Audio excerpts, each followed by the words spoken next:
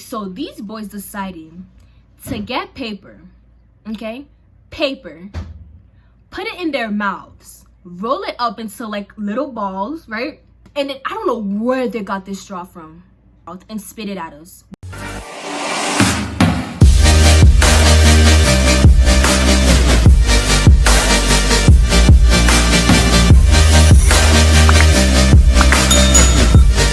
Hey guys, so this story time is gonna be a little bit more serious. It's not gonna be like the other one where I was acting out, where I was going crazy, where I basically explained how me and my best friend Naila, we went to the worst nail salon ever. But this one's basically, you know, if y'all read the title, it's basically how I got bullied, you know, my worst experience in 5th grade and how I got bullied. And it was just so terrible. Like, oh my god, it's just so crazy how cruel kids could be. But you know what, it made me stronger. So at the end of the day, it is what it is. But no, it's not it is what it is, it needs to stop. But I got over it, so I just want to tell my story and tell you guys what happened after and how did it affect me and all of that. So let's get to it.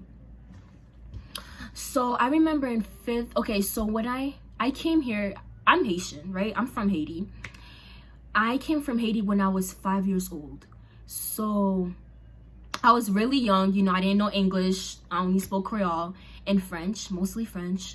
Or the same, it doesn't even matter. I was a foreign, right? I had the whole accent, like how do you do that? You know what I'm saying? Like the whole accent, the whole Haitian accent. So yeah, you know, I had to adjust to English. I had to adjust to my new environment, and it was just a little crazy, you know, but I got over it, you know. So then they enrolled me in the school, my family. I went to the school. I don't think I'm able to say the name, but I went to this elementary school. It was really great, you know. They put me in a class with a lot of Haitians, which is all Haitians who, you know, were just similar to me, and it was just really fun. It was really nice, like that. It was so fun from 1st grade to 4th grade. It was just really fun, really, oh my goodness, I loved it. It was really great. Until one day, because I was smart, they decided, let me put, girl, Miss Kerr, you're so smart. That's what the teachers were like, yo, I'm gonna put you in another class. I'm gonna put you in the advanced class. So I know y'all know what that means. So in every school they have it. So when you're in elementary or maybe in middle school, there are different classes for different types of people. There's like the special needs and there's like advanced classes. So basically if you were a student that, you know, that exceeded expectations, they would put you in a different class, so others that are not exceeding expectations could get a little bit more help, you know. Like there's nothing wrong with those who are not exceeding expectation. It's just that, you know, they're just like me, how like when I came from Haiti, I just needed a little bit more time. So I guess my time was up. So 5th grade, I'm mad excited. So I remember before 5th grade, they're like, oh girl, I'm gonna put you in a new class. That's what the teachers were, they told me. They're like, oh, you're so smart, I'm gonna put you in another class. I'm gonna put you in a new class where, like, you know, you could do more and have more opportunities. So I'm like, okay. So I'm mad excited, you know. I go to Canada over the summer. I visit my mom and I'm chilling. I'm mad excited. I'm like, oh my gosh, I can't wait to be smart, all of that. So school happened, you know. First day of school, they put me in this new class and I'm trying to look cute. Tell me why the first day I have a pimple. Like, I had a lot of pimples, but I had this nasty pimple. Oh my god, 5th grade was just not it. Starting from like the first day of school, it was just not it for me. Like, it was sunny outside, which, like, I have oily skin, right? So then I had this, like, my acne was just bad that day. Like, the first day I'm trying to look cute, like, for my, you know, advanced class. I'm trying to look good. And I already have acne already. And then that day I had a big, like, I don't even call it a pimple. I think in Creole, they call it a clou. But it was just so big and painful. So I'm trying to hide it. So I'm in the class. So the teacher introduced me. Hey guys, we have a new girl. You know, she's in the whole new advanced program, whatever. This is Mitch Kerr. Hi, Mitch Kerr. So I'm mad excited. I'm nervous at the same time because I feel like I'm looking mad ugly because of that pimple. So it started off well, you know. I made some friends, you know. There were some girls in there that was just real different, but you know, it was really cool. Like the first couple of weeks, it was really cool. I made some friends right away because, you know me, I'm always I gotta make friends. I'm playing. No, you ain't gotta make friends. It's better to have a close group of friends like I have now in high school. It's way better. So I made friends right away. I didn't make a lot of friends in that class because, like, even though I was a little social, you know, I was like still like whatever. So I met this girl named Darlene. I'm gonna be able to say her name because I'm not gonna talk bad about her. So her name was Darlene. She was my best friend in that class. Like, oh my gosh, we went through so much crap in that class. It was just, we should have been sisters. We should have been sisters by the end of that year. So I met her. So she's Haitian, and I guess she was born here, so which makes her Haitian American. I'm not really sure about that, but yeah. So she was Haitian, so you know, I automatically connected with her. And I remember that same year, I did not know Cape Verdeans exist. I didn't know that Hispanics exist. All I knew was that, yeah, there's people who has a lighter skin complexion, but I low-key thought it was just Americans and Haitians. I'm not even gonna play with you. That's all I thought, because I was like probably 7 or 6 years old, so I didn't know that all these different races existed. So I'm like, oh my god, like, it was pretty cool. Like, I remember I was talking to this girl, like, well, where are you from? Cape Verde. And I'm like, what? Like, what is that? Like, that exists. So it was kind of cool. The first couple of months was pretty cool. I met Dominicans. I think I knew what Dominicans are because, you know, they share the same island as us.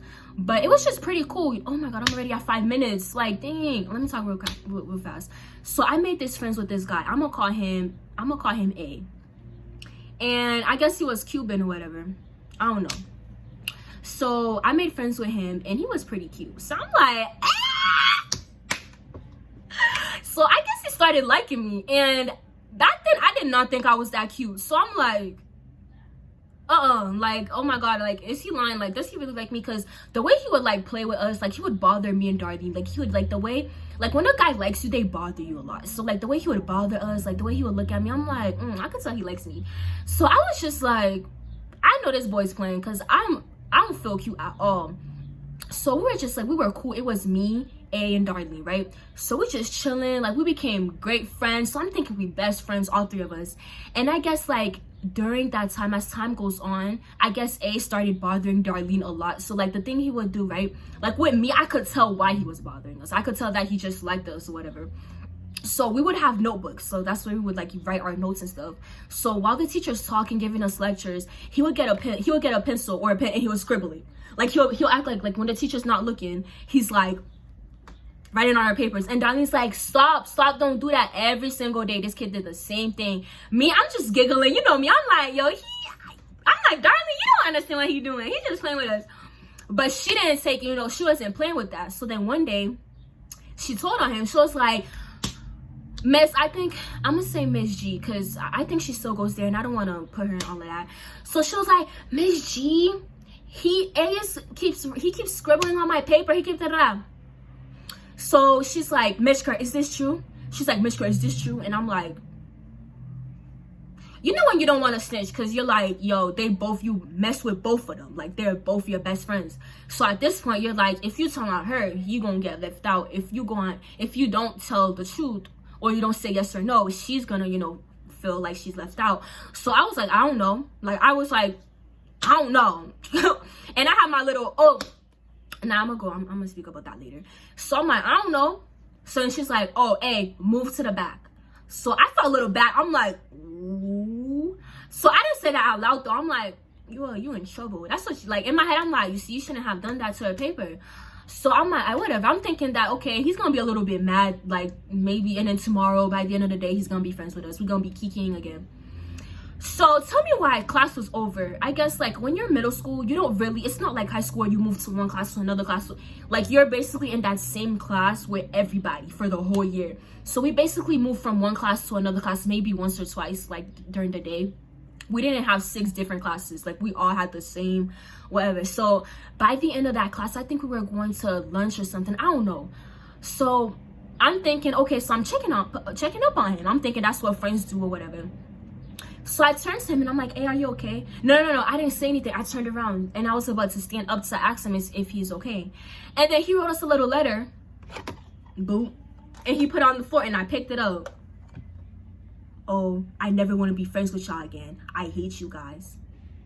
So I look at this, right? So I'm like, this kid is playing. But we were little kids though, like, you know, your feelings get a little hurt. Like, now somebody did that, I would have been like, okay, do I care? Like, I don't care. But you know how back then friends was important, like, to us. You know how it is when you're a little kid. So I'm like, this kid is playing. So you know me with my annoying, but I'm bothering him. I'm like, and he was like, and I'm like, dang. I'm like, wow, like, this kid is actually mad. So at this point, I'm like, you know, let me just give him some space. I'm thinking that, okay, the next day he's gonna be all right. That's when the bullying started. That's when the bullying started. That's when it started. So after that day, me and Darlene, oh my God, we went through so much crap that year. So I guess he and his other friends, they came together and they were like, I guess, like, I felt like they went home, like the Spy Kids next door, and they had a plan to, like, this year, we about to mess with Mitch, Kurt, and Darlene's life this year. We're about to make it the worst year. When I tell you, they succeeded. That year was so bad. Oh my goodness. And then, so the thing is, when you're a kid, your shoe game, your sneaker game ain't that good. Like, what type of parent is gonna be buying you 50 sneakers? Especially when you're Haitian, it's two. You don't want two, then you're walking outside with no shoes on, with no sneakers. Like, it's two sneakers for the year, period. When you're a little kid, they're not gonna be buying you 10 sneakers. Like, are you playing with me? No. So I think I had this I had this other sneaker, and they used to always clown me. They always clown me, da. And I had a lot of acne. Like, right now, like this, I have no makeup on. Like, my face is like all right, but back then, my face was just the hyperpigmentation was just so terrible. It was just like right here was just so dark, and I had acne, all of that. And I used to wear these little baubles. So when you're a little kid, your mom, your parents, like when they're doing your hair, you're not putting a sew-in, baby. No. I don't know what type of kid you were, but you had no type of sew-ins, nothing. And me being Haitian, they didn't do no cornrows on my head. I had the little baubles. I don't have it, but I had, y'all know what I'm talking about, the little balls, like the little baubles and stuff. That's how my aunt used to do my hair. So they always used to be like, oh, I don't want to say the SHIT, but they used to be like, oh, what's that on your head? Like, what's that on your face? Like, they used to be like, oh, why you got that crop on your face? Like, you look so ugly. And then I'm like, are you serious right now? Like, you guys know that I can't control my acne. Like, what is wrong with y'all? They used to make fun of my acne, my hair, all of that. And I'm like, are you serious? So with me though, me being a Haitian or me being a black girl, I'm always strong. I've always been strong. Like, my family always taught me to don't cry in front of nobody. So I used to cry at home, okay? Like, I would never cry in front of them. I would cry at home in the bathroom. So, like, whenever I got home, I would cry. Like, it would just hurt my feelings. So, you know what? I'm like, whatever. So then one day, I stood up to myself. I'm like, you know what? I'm not gonna let nobody bother me. So I came in and I'm like, you shouldn't be talking about my sneakers with your sneakers when you wearing the same sneakers. And all the guys were like, oh, she just came at you. So that's what I said to one of A's friends, because he used to bother me. And I'm like, first of all, you shouldn't be making fun of me when you were in the same sneakers every day as well. Come on now. So I felt mad confident. I'm like, okay, you see, that's all you need to do. You need to stand up to yourself. So after that day, nobody, bro, they just like, they still bother me a little bit. But, you know, it wasn't as much. And I forgot to tell y'all. So what would have hurt me and Darlene's feelings? So I remember one day, there was a time where Darlene, she cried. I never saw somebody cry before in school. It was one day we were in class, right? So they were bullying us and all of that. And do you know what I think y'all know what a spitball is. So these kids, and the funny thing, it wasn't the girls. Usually when you hear bullying stories, it's a girl bothering another. It was the boys. The girls were chilling. It was the guys. They were bothering us. They were the one bullying us. So I remember one day me and Darlene were just chilling. We're just not, whatever. We're not entertaining them. And then these boys decided to get paper, okay? Paper, put it in their mouths, roll it up into like little balls, right? And then I don't know where they got this straw from. First, they had straws. I don't know if all of them had straws or one of them or two of them. They decided to get that paper that came from their mouth and spit it at us with the straw and shoot it at us. I swear, I'm not making this up. I am not making it up. I am not. So then I turned around. Tell me why one of them spit one and it went all the way to my nose. It landed on my nose and they all started laughing. They thinking it's funny. And now I'm thinking about it, like, it's just so crazy. Like, kids could be really cruel out here, like real cruel. So I'm like, okay, this is just so crazy. So me being as strong as I am, I was really angry. But you know what, I was like, you know what, like, I don't even know why I didn't tell the teacher. I don't understand. Like, I really don't get it. It's just that I feel like when you're a kid, snitching is just taken so seriously to the point where even though we're getting hurt, we don't tell our teachers. And I don't understand how I was able to keep this away from my family and my teachers. I don't understand. But all I remember is at the end of the day, Darlene was crying her eyes out, like crying. And I was like, and I was the only one there for her because it was just so sad. Nobody, it's like, and the thing is, how come none of these girls noticed? Like, and then there was just so many bystanders, they didn't do nothing. And it was just so ridiculous. Like, now I'm just thinking about this. Like, it's a long time ago. I just want to share this story with you, like a little childhood story. But I also want to show y'all this. Like, it doesn't matter if you get bullied as an adult or as a kid, it affects you. Like, it affected me in the long run. I just got used to it. But it, like, if you're watching this and you bullied somebody, you need to understand that it affects somebody. Okay, it affects them. Okay, you might think it's funny, but it's not. But yeah, I'm taking this so seriously, but it's really seriously, like, it's really serious. This topic is really serious. But yeah, that's all I remember. Oh yeah, and I also remember, so after that, I just started, like, I just felt, for some reason, I just started standing up for myself. So I was like, you know what, I'm not gonna let nobody do this. So I started roasting them back, and I'm like, nah, I'm not gonna let y'all do all of that. But I wasn't there yet, but I was standing up for myself a little bit. So I started standing up for myself, like the bullying decreased a little bit. And then one day there's this new boy. I swear, I don't understand. It's just like, guys, if you like a girl, you don't have to bother them. There's other ways you could do it. You ain't gotta bother a whole female for that. You ain't gotta bother a girl because you like them. No, there's other ways you could do it. So there's this new Haitian boy. He came in, and every morning, me being like at peace, thinking that, okay, this bullying thing, school's almost over, I'm gonna be all right. This kid trips me every single day. Every single day I walk into class, this kid's tripping me. Every day he trips me. He would put his leg out and then try to make me fall. And I'm like, it's not cute. Like, I understand you like me, but no, like, you don't do that. So at this point, I don't even try with him. And his teeth, when I tell you his teeth was just so messed up, I had to come at him because you're not gonna come here every morning tripping me. Like, no. So I came at his teeth. His teeth was like these. Like, it was twisted like that. Like, it was just so twisted. Like, this one overlapped. And I'm like, first of all, if you think I'm you're not gonna come here tripping me with your teeth looking like that. So I remember one day this kid came for me. Like, this kid roasted me. So at this point, it's like I let the pride of, like, standing up for myself gets me to the point where I just started roasting everybody that I see. So this kid came for me. This kid roasted me. He talked about my acne. He talked about my hair. He talked about everything. And that day, I was like, you know what? Like, I'm gonna sit my butt down. It's like, no matter what, it's like that year, no matter how much I tried to push myself up, somebody had to push me down. It's just I don't understand. And it was just so difficult for me. That year was just so terrible. It was really terrible. And then at the end of the year, that was when I graduated. So I was so happy. Me and my friends were leaving, and I remember these girls, they were low-key fake, and I guess they didn't like Darlene. I guess they didn't like her, and they were like, oh, if you want to be friends with us, you gotta be chill with her, you can't be talking to her. And I'm like, first of all, when I was getting bullied, none of y'all stood up for me, so why you think I'm gonna leave her and go with y'all? Because y'all popular? No. Like, no. So at the end of the day, I remember graduation. It was me and Darlene. We had fun. Like, what I liked about myself, and I still do, is that, like, when I have my close friends, I don't care about no clout. I don't care about popularity. I don't care about other people. As long as you mess with me and I mess with you, that's it, period.